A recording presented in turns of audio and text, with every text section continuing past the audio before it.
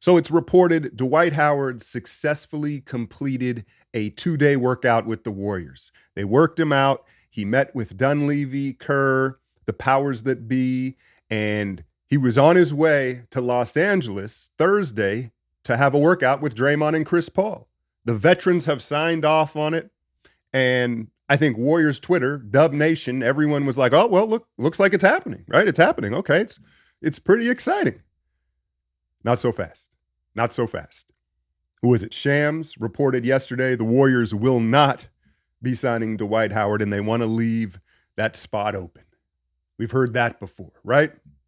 But my guy Anthony Slater via The Athletic is much more tapped into the Warriors. As much news as Shams and Woj break, the beat guys that are there face to face are going to give you a little more insight. And this is quote from my guy Slater: "An extra wing has become the camp priority for Warriors. This is their front court: Draymond Green, Kevon Looney, Dario Saric, Trace Jackson-Davis, and Usman Garuba on a two-way. Trace Jackson-Davis has impressed since arriving, and the organization views Garuba as a young depth piece with upside."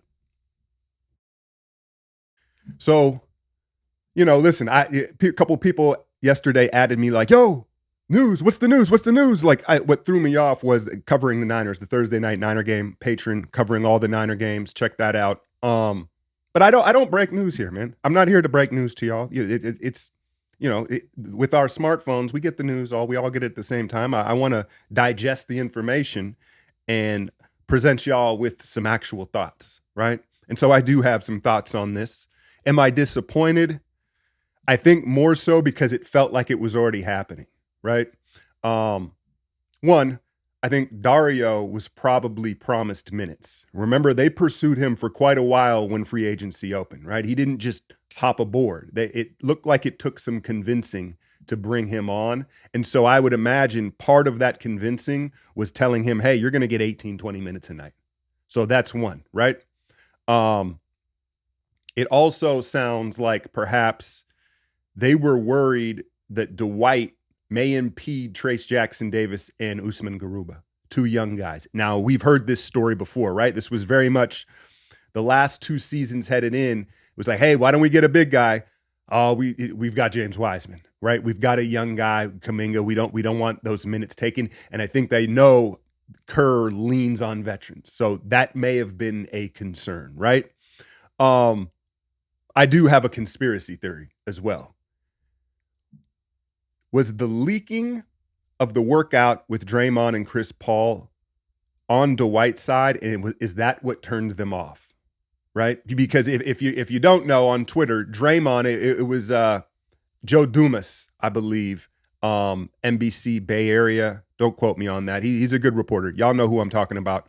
He broke that Dwight was going to work out with Draymond and Chris Paul, and Draymond was irritated. He was like, "Man, good job on you, but for once, can something not get leaked?"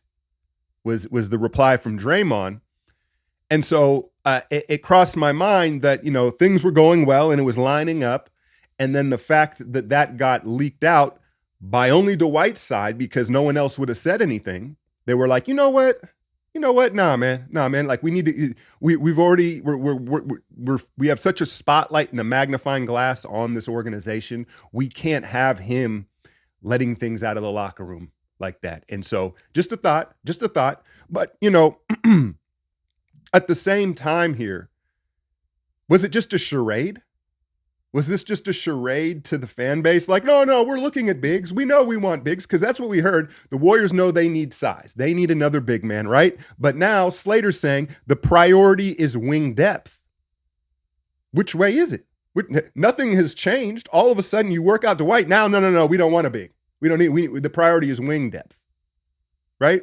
So I'm not really sure what's going on. It's kind of confusing. Is part of prioritizing another wing leverage on Klay Thompson in a contract year? I don't know.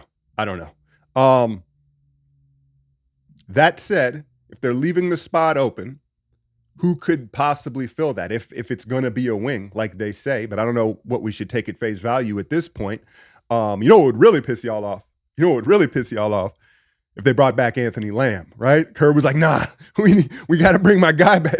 Nah, I don't think that's happening. I don't think that's happening. I'll give you a couple names. Terrence Ross, longtime Magic guy, but he was in Orlando for a long time. Remember him in Toronto? That's where he popped off. But he's been in Orlando for a long time, and he's been rumored to be moved for a long time. How did he end up in Phoenix last year? Was he traded and then waived? Phoenix picked him up to finish out their season, but he didn't really crack the rotation for them. And so now he's a free agent, and he is, if you're not familiar with this game, he's a six-man. He is a wing guard who's a microwave scorer.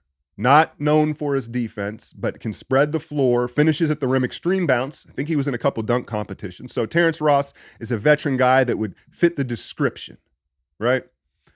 How about Rudy Gay? Rudy Gay is a guy that I think has been connected or rumored to the Warriors every time he's available. The thing is, at this point in Rudy's career, he's more of a power forward. I wouldn't necessarily classify him as a wing, even though he still has wing skills. So that could be a possibility. That makes sense, right? And then another guy who is a Warrior killer, a guy that's a known Warrior killer. How about Will Barton? Was part of that Denver Wizards trade last year, and was he hurt? I don't know what happened. I think he was nicked up. He never just caught on with the Wizards and filled the role that they would have hoped he would have. But he is a high-energy guy who can defend, shoot the three. In fact, as I think about it, Will Barton makes a lot of sense. I don't know, who else is interested in him, but those are the three names that when you look at who's remaining, there still is Juan T. They could just bring in Juan T for the vibes, I don't know. Underdog Fantasy, you see the link in the description. Use code Alchemy. You'll get 100% bonus on your first deposit.